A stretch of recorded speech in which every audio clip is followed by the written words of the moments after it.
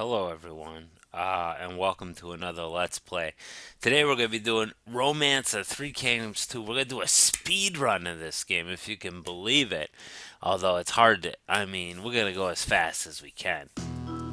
I'm going to be doing it on the easiest difficulty, and we're just going to plow through pretty much. So don't expect a lot of fancy diplomacy or alliance making. I'm going to run through the intro here just for funsies. I played this game a lot as a youth, and it inspired me to read the books and watch the old 1970s CCTV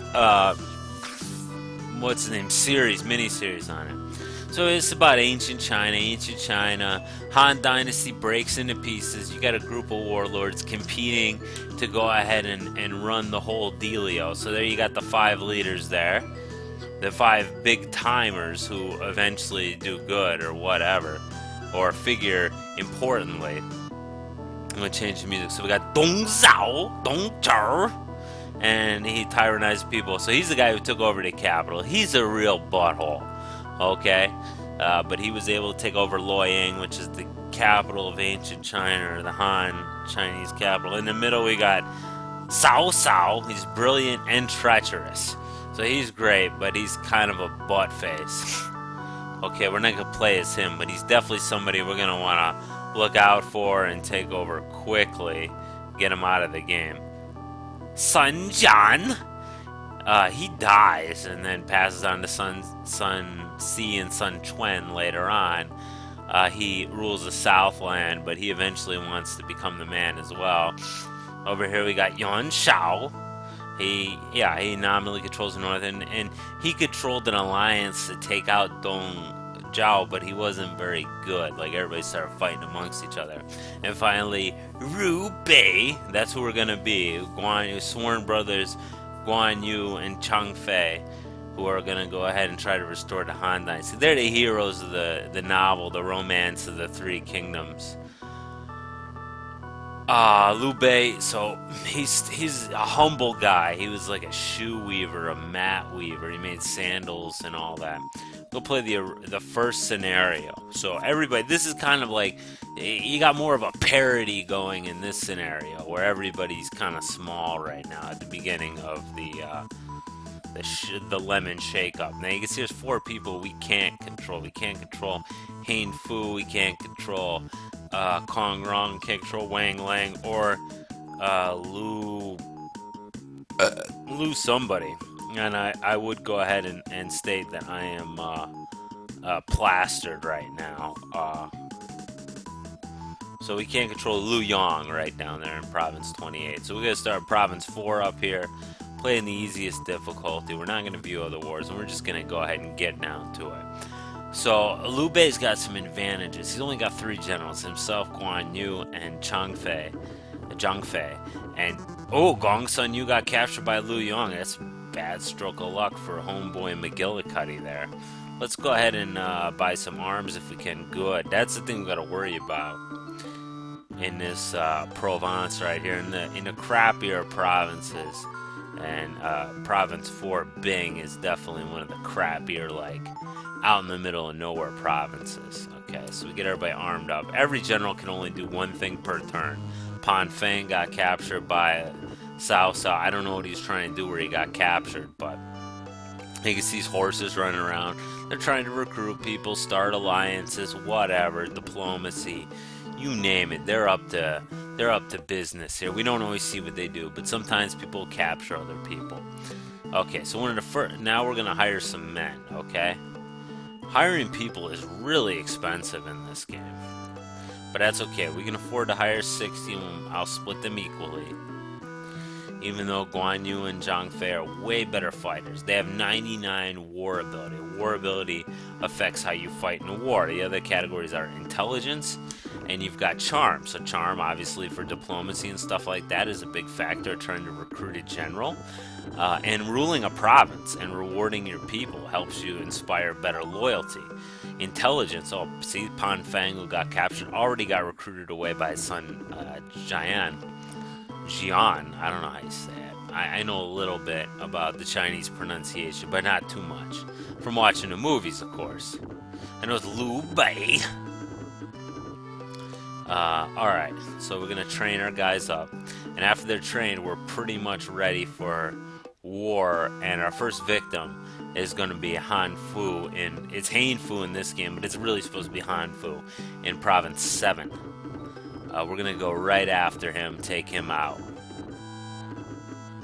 Oh, Zhang He joined Liu Yan. Because, you know, Zhang He generally is the guy who wants to duel with me right at the beginning. And I usually end up beheading him because I've always found Zhang He has 90 war ability, which is impressive. Oh, flooding. Anyway, yeah, so the problem is he always ends up betraying me. So it's a bad deal, really. So I don't want to deal too much with our boy Han Fu. And as you can see, Dong Zhao, he's got 3 provinces, 10, 11, and 12. Which, you know, is good. He's got all that territory, but he's such an uncharming guy, and his cohorts are too, that he basically has a hard time holding on to it. He's pretty easy to take out, and if you let him go for a while, he gets easier because he can't hold it together. He's got Liu Bu, which Liu Bu has 100 war ability. He is the best fighter in the game, but he's not. He'll betray you at the drop of a hat. Like, there's some generals in this game that you absolutely cannot trust. So it's better to get rid of them because you cannot trust them to stay on your side. Oh, look at that. Cao diversifies his portfolio by moving down. He'll do that sometimes, move down a province. Cao is a guy we're going to want to take out early because he only gets more tough as the game goes on. And if we let him hang out for too long, okay, we're ready to fight. Let's go. So that's 6 minutes to our first battle. Not too bad. This is gonna take a few hours. I mean, I'm calling this a speed run, but speed is a relative term when it comes to this game. So going down to Province 7. I like the music in this game. It's a little repetitive, but it's not bad. Zhang Fei challenges. Okay, we challenged him to what's his name? Personal combat they do not accept, so therefore some of their troops desert because they're like, what a bunch of pansies. But it's a good move on their part because they don't have anybody that can match up against Zhang Fei or Guan Yu. Zhang Fei is one of those generals you call hot-headed, so basically he challenges them to personal combat without you even saying anything. Usually at the beginning they'll give you the option to propose personal combat. But Zhang Fei is the guy who he's going to go fight. Now, this is going to be a real slaughter here. Because the computer is really bad about... Okay, so Jinping became prisoner. They're really bad about... Oh, crap. That was a bad move. That's probably because I'm kind of plastered. So we want to triple surround him. Give him the old triple word score. Zhang Yai is our boy now, or he's captured. We're going to try to take on quite a few generals just so we can fill up the property and fill it up quickly. So we've pretty much got this guy in the bag. At this easiest difficulty, the guys don't really arm their troops for a while, so we'll have like an advantage. Not only do we have like really great generals, because Zhang Fei, Liu Bei, Zhang Fei and Guan Yu both have 99 war ability, so that just makes them just head and shoulders above most people, especially the early point. There's not too many other big-time generals yet. Cao's got a 93 war ability. Oh, we took Hain Fu prisoner. I'm going to let him go, though, because I'm going to hope to surrender him later. You can threaten people and surrender them. So, he's not bad. He's pretty average, but we'll take him. Let's just release him. Hain Fu, I'm going to release you because I want to eventually surrender you so that I grab you. The problem, okay, and we can't do anything else this turn because the turn's over. So we're gonna go after Shaohao next. So we get a little bit of time. Chen Gong joined. Okay, Chen Gong is one of Shaohao's. Oh, it's fall time. So fall time, that's when the rice comes in, and so this is the first time for people to get some money and train up their troops. Every scenario starts you out with 100 for your leader and 10 troops for all your followers. After rice comes in, it's your first opportunity to really go ahead and develop. There's no merchants here. So I'm gonna go ahead. We could probably just attack now, I think. The only problem is Jinping's got like 77 loyalty. But we're doing a speed run here, so if he turns on us, he doesn't have any troops yet, so we can pretty much just tromp him. And I don't even think I'll behead him out of spite. So yeah, we gotta go get Shaohao right now. You know, stop him from building up his strength. Let's see. Okay, he's not even built up yet, so that's good. Shaohao Hyun challenges to personal combat. Zhang Fei just went ahead and accepted without any kind of permission from us. He doesn't care. Fine. So this should be an easy win for Zhang Fei here because he outclasses him by 9 points. Shaohao Hyun is definitely a guy we're gonna recruit. He tends to be pretty loyal after you get him. Like Shaohao, if you don't know the history, Shaohao Hyun, the Shaohao family is related to Shaohao. I think Shaohao was adopted by someone, but they're related, and so that's their biggest group of troops right there, 91 troops. So he's a steal. We get him, and we get 91 troops because hiring troops, it's like 10 gold per troop. So for 100 troops, you're paying 1,000 bones, which is a lot of money. So, in any case, we got these guys in the bag here. And that's good, because we want to get Shaohao off the field as quick as we can. He's very good. I mean, his stats are all in the 90s. He tends to run his camp, his clan very well. We'll do a normal attack here. Good, we got Cao Hong as prisoner. Cao Hong's, he's kind of average ability, but he's a guy we can make use of, and he tends to stay loyal. Like I said, Liu Bei, no matter what you do, 100 loyalty makes no difference with Liu Bei. You cannot trust that guy. So the fact that he has 100 war ability is pretty useless.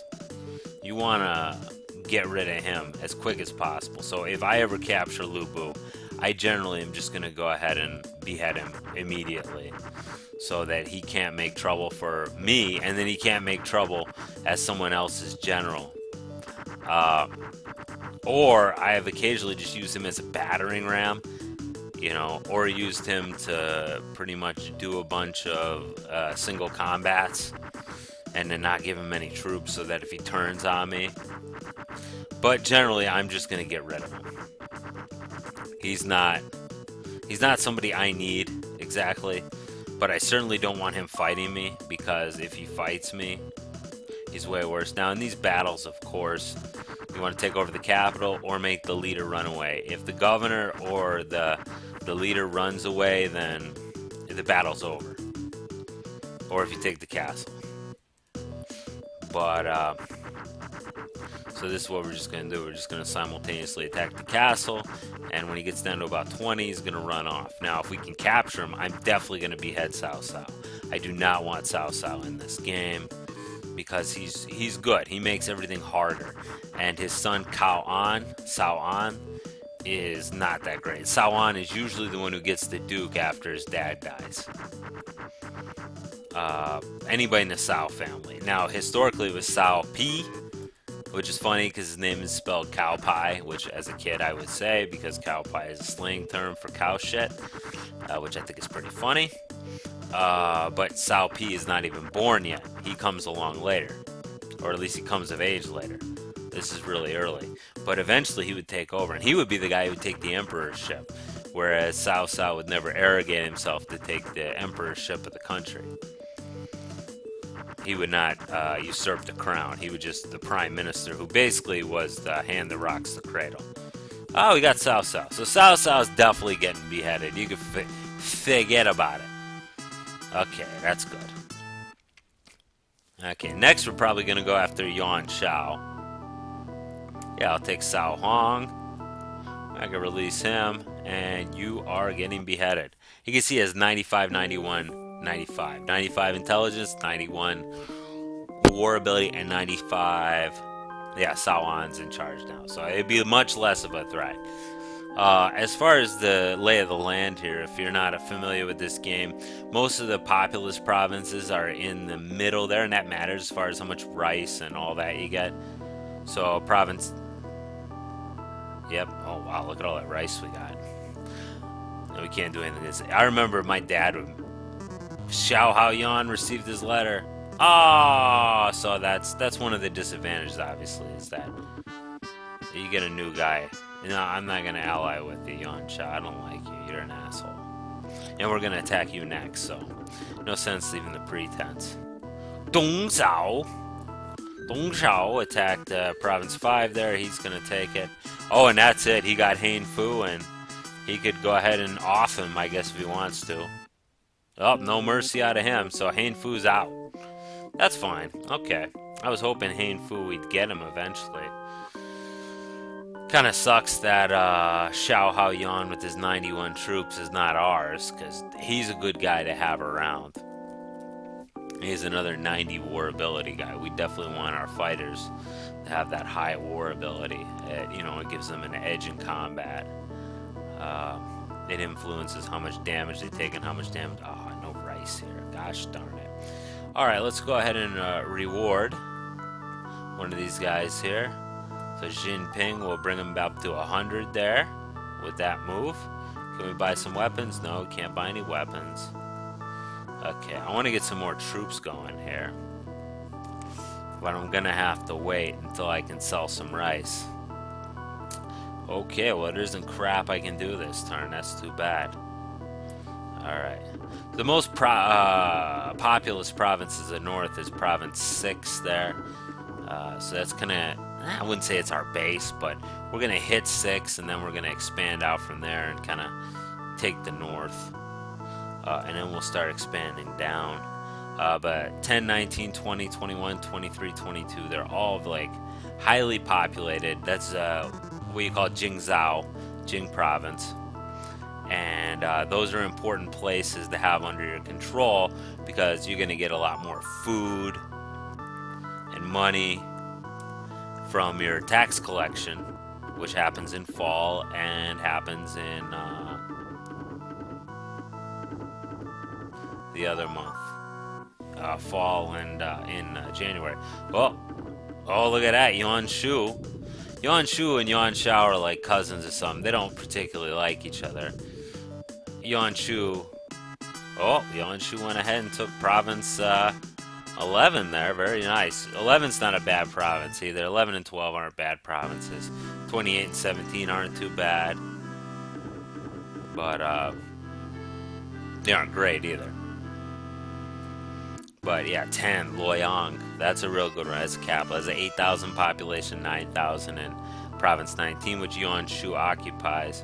Yuan Shu he sucks though. As far as trying to control him, he just... Good. Alright, let's go ahead and let's hire us up some troops here. Alright, let's say an even 300.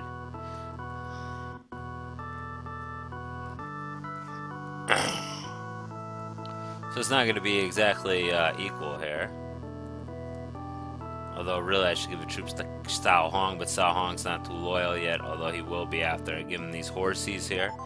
Horses come with the province, so that's pretty cool. Because I really don't have to pay anything to give him horses. Give him gold, you actually have to pay, gold. Alright, I'm going to have to train the next couple of turns. But after that, we should be ready for Province 6. And then we're going to start spreading out. No, we're not going to team up, dude. Because your ass is grass. And I'm the lawnmower. Province 8 generally gets tromped. Kongrong gets taken out immediately by either Cao Cao or Yuan Shao. or a combination of the two, because sometimes they'll team up to go ahead and murder poor Kong Rong there. I usually help them out to build up my trust ability. Trust is a thing in this game which helps you have better loyalty out of your troops and also makes the other provinces treat you well, or the other warlords will treat you with more trust. So it's a good thing to build up that trust. We don't have to really worry about in this game because we're not really going to break too many treaties, because we're not going to make too many treaties. So when you don't make them, you don't have to worry about breaking them. So anyway, yeah, the first full year is about in the books here. And I'll be cutting this off probably in a minute. I just want to show this whole thing, and I'm gonna, like I said, we're gonna try to speed run it out here. We did the most important. Man, he keeps capturing his guys. Yuan Shao, he really wants that treaty with me, but I'm not gonna give it to him. Because, like I said, my target, my sights are set on this guy. Let me buy some more weapons here for Liu Bei, and then taxes are next turn. But 79 is enough people loyalty for me. And wait, oops, wrong. Sorry. Okay, good. We're ready to go for the next turn here. Yeah, I don't know. Yuan Shao keeps sending people up to Dongzhao, but he keeps taking his people. I don't know. Oh, look at that! People rioting in Provence 5 there, because they got low people loyalty there. They usually have Province 5 is always kind of crappy. It takes a little work to get that one going. Alright, I think we're about good to go here. Alright, so let me go ahead and cut this video off. So I'm happy you watched part 1. Hope you enjoyed it, and see you in part 2.